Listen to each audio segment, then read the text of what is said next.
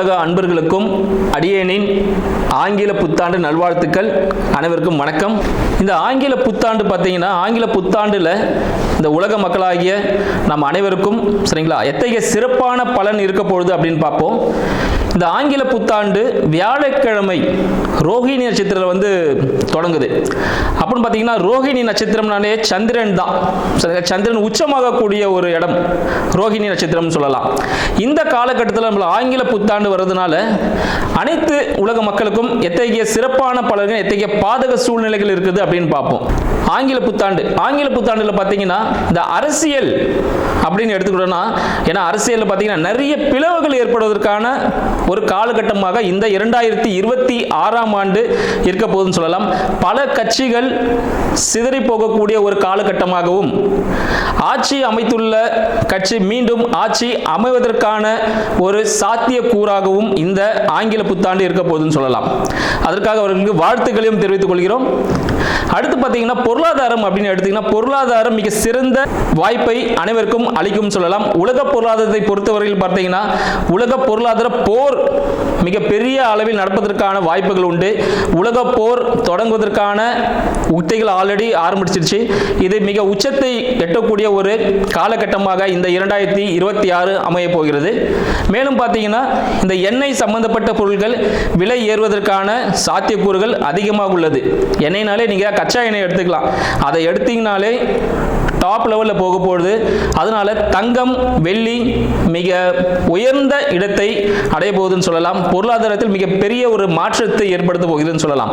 இதனால இந்தியாவில் என்ன இருக்கும் அப்படின்னு பார்த்தீங்கன்னா, இந்தியாவில் பல நாட்டிலிருந்து பல பேர் முதலீடுகளை செய்வதற்கான ஒரு வாய்ப்பாக இந்தியா அவங்களுக்கு வழிவகுக்கும் சொல்லலாம். இதனால இந்தியாவோட பொருளாதார முன்னேற்றம் மிகவும் சிறப்பானதாக இருக்கும் அப்படின்ற விஷயத்தையும் நம்ம தெரிஞ்சுக்கலாம்.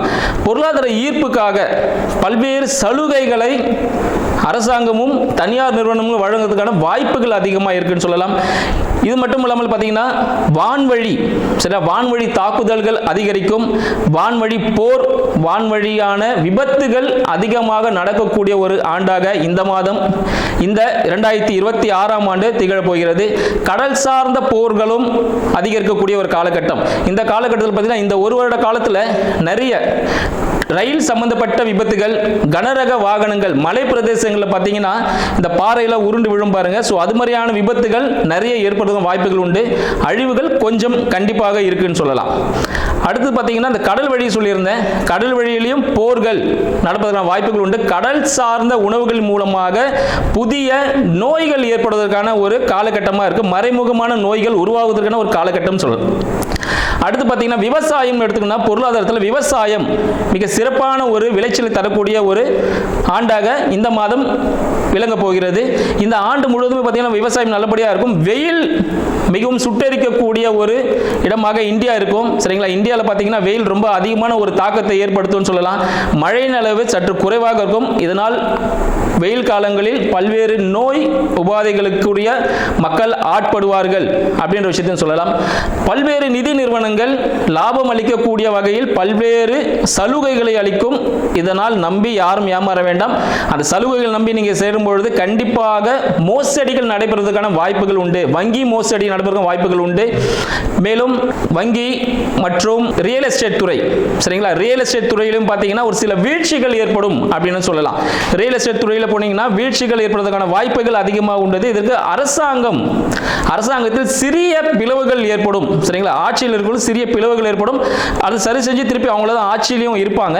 தற்பொழுது இந்த 2026ஆம் ஆண்டு நமது 12 ராசிகளுக்கும் எத்தகைய சிறப்பான சாதக பாதக பலன்களை தரப்போகுது என்று நம்ம பார்ப்போம். வீடியோக்குள்ள போலாம் வாங்க.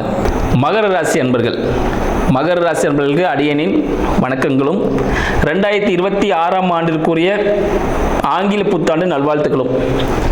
மகர ராசி அன்பர்கள் ஆல்ரெடி வாழ்க்கையில் படாத கஷ்டம் இல்லை. கடந்த சில வருடங்களாகவே நிறைய கஷ்டப்பட்டிருப்பீங்க. இந்த வருஷமாவது மாறுமா அப்படின்னு நீங்கள் கேட்கறது நல்லாவே புரியுது. 2026ஆம் ஆண்டு மகர ராசிக்காரர்களுக்கு புதிய முயற்சிகள் செஞ்சுக்கிட்டே இருந்திருப்பீங்க. அதெல்லாமே சாதகமாக முடியுமா அப்படின்னு கேட்டிங்கன்னா, இந்த ஆண்டு பிற்பகுதியில் 2ஆம் பகுதி ஜூன் மாதத்திலிருந்து உங்களோட காலகட்டம் தான். நீங்கள் தான் ராஜா. நீங்கள் என்ன சொல்கிறீங்களோ அதுதான் நடக்கும். நான் இதை சொல்லி செய்வேன் அப்படின்ற அளவுக்கு ஒரு சாதகமான சூழ்நிலை எப்போ வந்து ரெண்டாம் பிற்பகுதியில் உங்கள் கையில் தான் எல்லாமே இருக்கும். முற்பகுதி இப்போ சரியில்லை அப்படின்னு கேட்டால் முற்பகுதியும் சாதகமான சூழ்நிலைகள் இருக்கு. பிற்பகுதியில் நீங்கள் சொல்வதை தான் மற்றவர்கள் செய்வாங்க. அந்த அளவுக்கு ஒரு பவர், ராஜா மாதிரி ஆயிடுவீங்க. இப்போ கொஞ்சம் மந்திரி மாதிரி இருப்பீங்க. ஏன்னா உங்களோட ராசி அதிபதி பார்த்தீங்கன்னா 2க்கும் 3க்கும் 1க்கும் 2க்கும் அதிபதி 3ல் இருக்கிறார். ஸோ புதிய முயற்சியை தேடி ஓடிட்டு இருப்பீங்க. குடும்பம் அமைக்கணும், குடும்பத்தில் ஒரு வருமானம் வேணும். இந்த தேடல்லையே உங்களோட வாழ்க்கை பயணிச்சுட்டே இருக்கு. இது ஒரு விடிவு காலமே கிடைக்காதா அப்படின்றீங்க. இந்த விடிவு காலம் உண்டு. பிற்பகுதியில் கண்டிப்பாக விடிவு காலம் உண்டு. குரு பெயர்ச்சியில் மிக சிறந்த ஒரு விடிவு காலம் உண்டு. ஏன்னா குரு பார்த்தீங்கன்னா அவரோட 7ஆம் பார்வையை உங்களை பார்க்குறாரு, 9ஆம் பார்வையை உங்களோட முயற்சியை பார்க்குறாரு, 5ஆம் பார்வையை உங்களோட 11ஆம் பாவத்தையும் பார்க்குறாரு. இதுக்கு மேலே என்ன வேணும்? நீங்கள் என்ன கேட்டாலும் சரி, நீங்கள் வேணும்னு சொன்னாலும் குரு கொடுக்க தான் போகிறாரு. நீங்கள் சும்மாவாவது எத்தி வைப்பீங்க வீட்டில் எல்லாத்தையும். அந்த அளவுக்கு ஒரு சேர்க்கை, பொருள் சேர்க்கை, குடும்ப சேர்க்கை ஏற்பட போகிற காலகட்டமாக இந்த 2026ஆம் ஆண்டு மகர ராசி என்பவர்களுக்கு திகழப்போகுதுன்னு சொல்லலாம். 4க்கும் 11க்கும் அதிபதி செவ்வாய் பகவான் 12ல் இருக்கார். ஸோ வீடு, வண்டி, ஏதாவது வாகனம் விற்கணும், ஒரு ப்ராஃபிட்டுக்காக விற்க போகிறீங்க, ஒரு இன்வெஸ்ட்மெண்ட்டுக்காக விற்க போகிறீங்க, வேறு ஒரு வீடு வாங்குறதுக்காக பழைய லேண்டை விற்க போகிறீங்கன்னா இந்த காலகட்டம் உங்களுக்கு சிறப்பான ஒரு லாபத்தை அளிக்கக்கூடிய காலகட்டமாக இருக்குது. அதெல்லாம் வித்துடலாம் இந்த காலகட்டத்தில். சரிங்களா? பார்த்து கொஞ்சம் வெயிட் பண்ணி காலம் பார்த்து செய்யும் பொழுது அது ப்ராஃபிட்டை கொடுக்கும். நல்ல ப்ராஃபிட் தரக்கூடிய காலகட்டமாக இந்த காலகட்டம் திகழுது. இப்போ விற்றீங்கன்னா முதற் பகுதியில், ஆண்டின் முதற் பகுதியில் வச்சு விற்கும்போது நல்ல ப்ராஃபிட் கிடைக்கும். 5ஆம் அதிபதி மற்றும் 10ஆம் அதிபதியாக சுக்கிர பகவான் 12ல் இருக்கிறார். 5ம் 10ம். அப்போ குழந்தைகள் மூலமாக ஒரு அழுத்தம், இல்லை குழந்தைகளை கூட்டிட்டு எங்கன்னா இன்ப சுற்றுலா போயிட்டு வந்துருங்க. குழந்தைகளுக்காக, கல்வி செலவுக்காக, இல்லை ஃபியூச்சருக்காக ஒரு இன்வெஸ்ட்மெண்ட், ஹியூஜ் இன்வெஸ்ட்மெண்ட் பண்ணிடுங்க. இது பண்ணிங்களா அந்த அழுத்தம் குறைய ஆரம்பிச்சிடும்.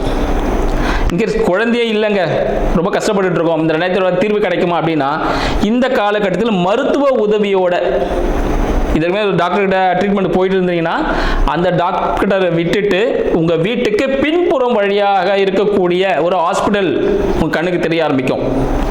சரிங்களா? அந்த ஹாஸ்பிட்டல் நீங்கள் போயிட்டு செக் பண்ணும்பொழுது உங்களுக்கு ஒரு தீர்வு கிடைக்கிறதுக்கான வாய்ப்புகள் உண்டு. தட்சிணாமூர்த்தி, நாராயணன், இது போல இருக்க டாக்டர்ஸ் கிட்ட போனீங்கன்னா கம்பல்சரியாக குழந்தை பாக்கியம் இருப்பதற்கான வாய்ப்புகள் அதிகமாக இருக்கு. உங்களின் 6ஆம் அதிபதி 6க்கும் 9க்கும் அதிபதி புத பகவான் 12ல் இருக்கிறார். ஸோ உங்களோட பிரச்சனைகள் எல்லாம் தீரக்கூடிய காலகட்டங்க. கோர்ட்டு கேஸ் வழக்கு, வயிறு வலி சம்மந்தப்பட்ட பிரச்சனைகள், மேல் வயிறு பிரச்சனை, செரிமான பிரச்சனைகள்லாம் இருக்குது, கடன் பிரச்சனைகள்லாம் இருக்குது பாருங்கள். இதற்கான விஷயங்கள் எல்லாமே இன்கேஸ் உங்கள் தந்தைக்கும் இந்த சில பிரச்சனைகள்லாம் இருக்கலாம். அது எல்லாமே தீரக்கூடிய ஒரு காலகட்டமாக இந்த காலகட்டம் திகழப்போகுதுன்னு சொல்லலாம். இந்த 2026 மிக சிறந்த ஒரு ஆண்டாக இருக்க போகுது. உங்களின் 7ஆம் அதிபதி 5ல் இருக்கிறார் இந்த வருட துவக்கத்தில், சந்திர பகவான். அப்போ திருமணங்கள், காதல் திருமணங்கள் நடப்பதற்கான வாய்ப்புகள் மகர ராசி அன்பர்களுக்கு இந்த காலகட்டத்தில் இருக்குன்னு சொல்லலாம். இந்த காலகட்டத்தில் திருமணம் நடக்கிறதா இருந்தால் பேசி முடிச்சு ஒரு 3 மாதத்தில் கல்யாணம் முடிச்சிடணும். இல்லைன்னா திருமண தடை ஏற்படும். ரொம்ப நாள் 6 மாதம் இருக்கக்கூடாது. பேசி முடிச்சோமா 3 மாதத்தில் முடிச்சிடணும் கல்யாணத்தை. அந்த விஷயங்கள். தங்களை 8ஆம் அதிபதியான சூரிய பகவான் 12ல் இருக்கிறார். அப்போ கால் சார்ந்த விஷயங்களில் கவனம் தேவை. நடக்கும்போது தடுக்கி கீழே விழலாம், வண்டி வாகனத்தில் அடிபட்டு கால் உடையதற்கான வாய்ப்புகள் ஏற்படும். கால் ஏற்பட்டு ரத்தம் வரும், செருப்பு அறந்து போகும். சரிங்களா? ஸோ இது போல விஷயங்கள், கொலுசு திருட்டு போகலாம். இது போல விஷயங்கள், கவர்மெண்ட் ரிலேட்டடான விஷயங்கள் உங்களுக்கு பெனால்ட்டி ஏற்படலாம். சில நேரத்தில் மறைந்து வாழ்வதற்கான சூழ்நிலைகள் ஏற்படுறதுக்கான வாய்ப்புகளும் மகர ராசி. மறைஞ்சு வாழணும்னு பார்த்தீங்கன்னா ஒன்று சிறைச்சாலை போகிறது, இன்னொன்று பார்த்தீங்கன்னா டூர் போகிறது, அப்படிலாம் வெளிநாடு போய் வியாபாரம் பண்ணுறது. இதை எந்த ஆப்ஷன் நம்ம எடுத்துக்க போகிறோம் அப்படின்ற விஷயத்தை எடுத்துக்கணும். கவர்மெண்ட் ரிலேட்டடான விஷயங்கள் எல்லாம் கரெக்டாக கையாளுங்க. அதில் எந்த விதமான சார்ஜஸ் இருந்தாலும் பே பண்ணிவிடுங்க. ஏன்னா அது மூலிமா ஃபியூச்சரில் உங்களுக்கு பெனால்ட்டி வரதுக்கான வாய்ப்புகள் உண்டு. அதனால் கரெக்டாக டைமிங் கரெக்டாக ஃபாலோ பண்ணிக்கோங்க. அடுத்து உங்களுக்கு 11ஆம் அதிபதி. சரிங்களா? மகர ராசியின் 5க்கும் 11 அதிபதி சொல்லிட்டோம், ஆல்ரெடி சொல்லியிருக்கோம். சுக்கிர பகவான் 12ல் இருக்கிறார். ஸோ குழந்தைகளுக்கான ஹியூஜ் இன்வெஸ்ட்மெண்ட் பண்ணுங்க அப்படின்னு சொல்லிட்டோம். ஸோ இன்றைக்கு சாதகமான பலன்கள் தங்களுக்கு 2026 காத்து கொண்டிருக்கிறது. தங்களின் சகோதர சகோதரிகள் மூலம், சரிங்களா, உங்களோட சகோதர சகோதரிகள் மூலமாக ஒரு நல்ல முன்னேற்றத்தை நீங்கள் அடைய போறீங்க. இவ்வளவு நாள் அவங்களுக்காக உழைச்சிருப்பீங்க, இப்போ அவங்களாம் உங்களுக்கு திருப்பி செய்ய போறாங்க. இத்தகைய சாதகமான பலன்கள் உங்களுக்கு 2024 காத்து கொண்டிருக்கிறது. நன்றி, வாழ்க வளமுடன்.